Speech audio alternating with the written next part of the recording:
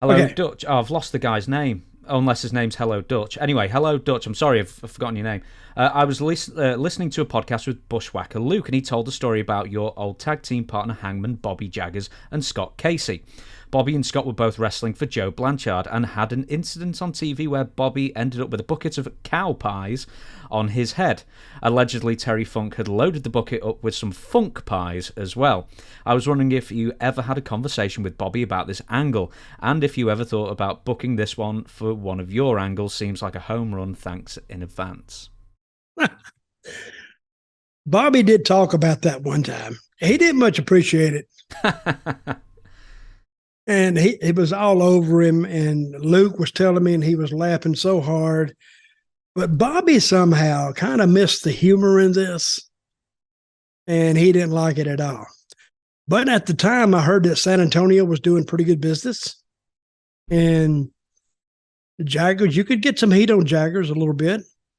And he was one of the guys they tried to build it around. And who was he working with? Did it say it was the Cowboy? Says tagging partner. Yeah, he said tagging partner with Scott Casey, and Terry Funk. Terry Funk's name is thrown in there, so maybe he was facing Terry Funk at the time. This is what I think. I think they was against each other. Scott Casey was a babyface. Jaggers was a heel. Okay. And if Terry Funk was there, well, that describes the rest of it. Sorry, I messed up there. It says story about your old tag team partner Hangman Bobby Jaggers and Scott Casey. So they weren't tagging. Yeah. I'm sorry, I misread that. No, that was right. Yeah. Bobby Jaggers. Have we... I mean, he was your tag partner for a good while in Mid-Atlantic. I'm not even sure we've ever talked about Bobby. You've got to give us some stories about Bobby. Well, we'd be riding down the road and he would just start talking. Not to me. I guess he was trying to talk to me. That Jaggers had more stories. But the thing is, you couldn't believe any story Bobby told you. Because they would just get more extreme and this and that. And he told me one time that he was a great water skier. And I'm looking at Bobby and I'm thinking, he would tell me the tricks he would do, like the one trick deal and the skating backwards, on one leg or one ski. And I thought, and I didn't say, Bobby, that's bullshit. I didn't say that. But I was thinking that. And Bobby, again, is one of the guys he's not with us anymore. But he was a great guy to travel with because you wouldn't have any moments in there that weren't interesting. It wasn't boring. He was as far away from boring as you could get. So he told me about this water skiing deal. And Tully Blanchard was in the territory at the same time. And I was telling him the story, but then he told me one. He said, that son of a bitch said that in San Antonio. They had worked there because Tully Blanchard's father ran the territory, Joe Blanchard. And he says they went out to the lake one day. And he said, okay, Bobby, big mouth, show me what you can do on these skis. Bobby says, what? He said, show me, because you saying you're such a great skier. Show us. And he says, I be goddamn. That Bobby went out there, made me look like a complete idiot. Because not only was he doing the two skis and the back and forth, then he took one ski off and he skated backwards. He said, I had to eat my own words. And he said, if he told you he could ski, it's true. And I went, I'll be damned. So what he was telling me was true. He backed it up. Another thing, we were going to work with him and Lex Luger in, I can't remember the town now, but they had a weird looking arena. not Durham, Fayetteville, somewhere.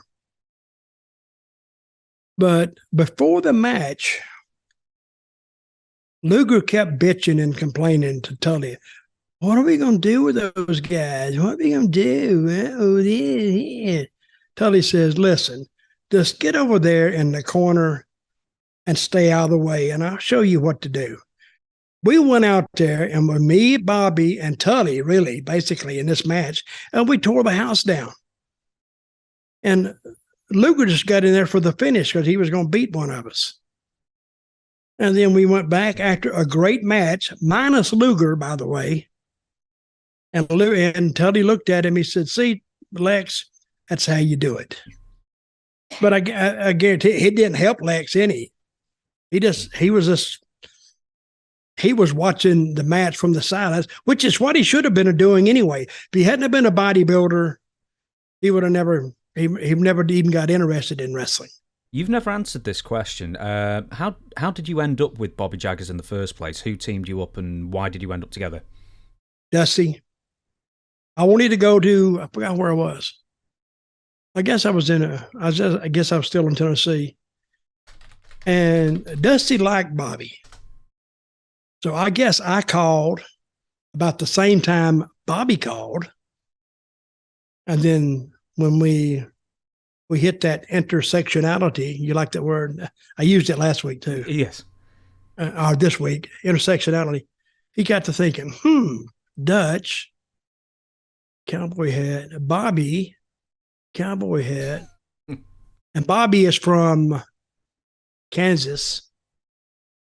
So he put us together under the cowboy hats and called us the Kansas Jayhawks, which is okay. Isn't that a trademark name, though? Because I thought it was like a basketball team, wasn't it? Or no, it's a college football team. There we go. It's a college, the Jayhawks. Yeah. The University of Kansas, I don't know, Kansas State, I don't know.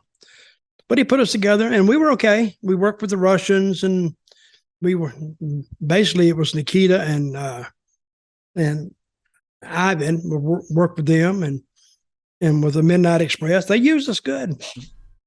But the reason I left was that they were, I may have said this a week or so ago, they wanted me to go, and this is when all the territories were changing. I think Florida was going out of business, but Charlotte wanted to take it over because of Miami and Tampa and Jacksonville and Miami, some of the big towns. And they wanted me to go there.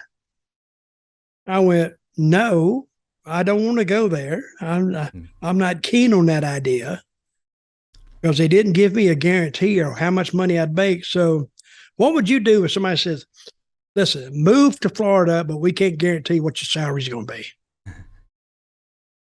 And they wanted me to. And I said, no, I'm not doing it. Then I went somewhere else.